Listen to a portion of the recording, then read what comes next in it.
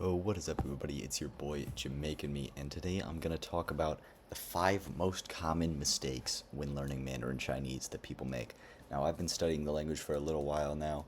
I'm not the greatest speaker, but I've been working on that recently. You can watch my previous videos. I've been trying to make one every day, but I think today would have been day 3. But today, instead of that, I figured I'd talk about some common mistakes. So, number one, when learning, it's very easy to ignore the tones. Don't do that. It makes your life so much harder in the future because if you stay with the language, you'll learn pretty quickly. There's a lot of different she's. That's like there's a poem called Mr. She's Lion, and it sounds something like sh sh sh sh sh sh sh sh sh.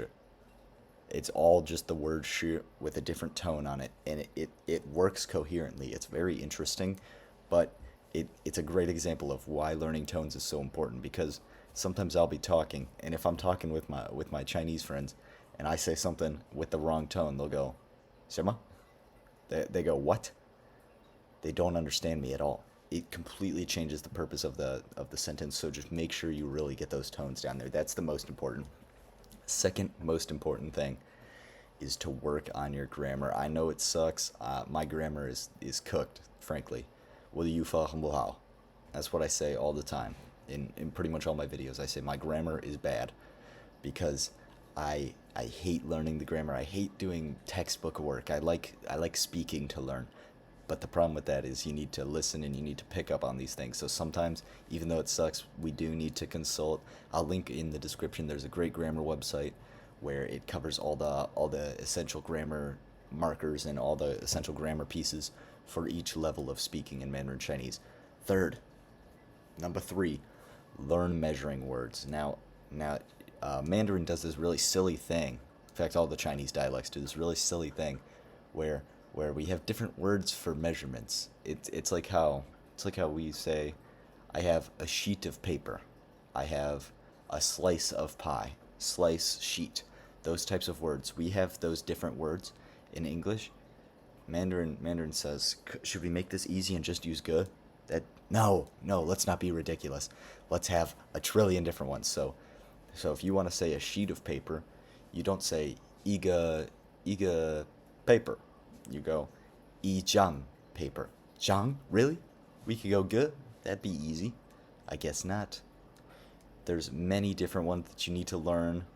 Uh, for example, book, ben shu. It's it's not iga shu, ben shu. That mistake really signifies your level of speaking in Mandarin because if you're able to recognize the differences between some of these while speaking, you're at so much more.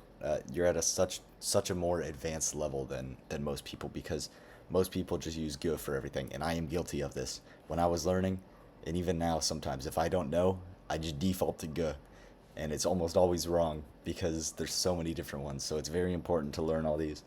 And then, fourth mistake, don't directly translate words. I, well, you can directly translate words, but when reading sentences, you don't do direct translation. You need to develop what a bunch of language learners, what we call like a second brain, where cuando estoy hablando en español, solo puedo pensar en español.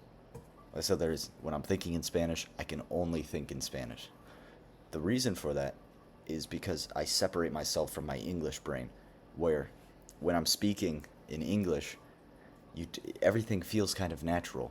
But if I want to speak in Spanish and I'm constantly translating every single word that comes to me, it becomes a lot more difficult. Now, making a second brain is difficult to do. If this is your third language, it's going to be a hell of a lot more difficult because I find myself thinking while I'm speaking in Chinese in these videos, I'll think of the Spanish word for something because I'm locked into that brain still, which is a really interesting thing I found. But the reason we do this is because not just because it's important for speaking, but also because when you directly translate, sometimes the meaning of a sentence is lost. Like when I was looking for some of these common mistakes, I saw the example was 我很喜欢他. I really like him. That's what it directly translates to. But there's implications in 我很喜欢他 that would signify that it's a romantic interest in this guy. That's why you could say 我爱他, I love him, but the 我很喜欢他, it has a different like implication with it. It has a different significance. Even though 我喜欢他, I like him. That could just be as like a friend, but when you add 很, it changes the whole meaning of the sentence, and it directly affects every part of the sentence. So if you just translate it, you might accidentally be telling somebody that you're in love with a man, and there's nothing wrong with that, but you better love that guy, because that'd be a little weird if I met a guy and if I met two people and I said 我很喜欢你. If I just walked up to a random dude and said I love you, I think that'd be a little concerning, right? And then the fifth one, the particle le. All I said about this one is fuck this. That's in my notes. It just says le, fuck this, because le is the particle that will kill you when learning Mandarin Chinese.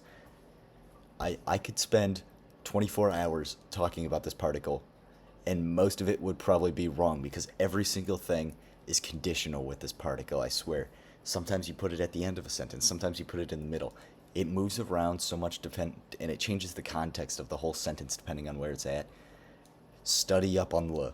This will look for. I'll try to find a really good video covering it, but you need to look out for this character, because every time I see le, I just know it changed the meaning of a sentence in a way that I can't even process. And it's not because I don't try. It's just it goes back to the fourth mistake, where you try to directly translate. You say what chula Zhongguo. I went to China, and I'm like, that sounds like it makes sense. Is that actually what it means? Maybe. 我去中国了. That doesn't seem right. But then there's sometimes like 我出国中国了. That's also I went to China, isn't it? That's what I'm thinking. But le, why is that at the end now? Because we had a guo? So it's just a really confusing particle. You're just gonna need to. It really just, the more you learn the language and the more you train your brain to learn this, it will become more natural. Like sometimes when I'm speaking, I'll put it in the right place, and I'll think back. I'll go, why did I do that? And I don't have a reason for it, but internally you'll recognize the grammar rules. All of these things kind of compound on each other. Learning le will save you 6 months of learning, because that thing messes with your brain, and if you don't stay consistent working against it, it will get you and it will beat you, because le is the strongest particle in the Chinese language. I'm telling you that as a fact. There is nothing that people will hate more than the particle le, if they learn for more than a year.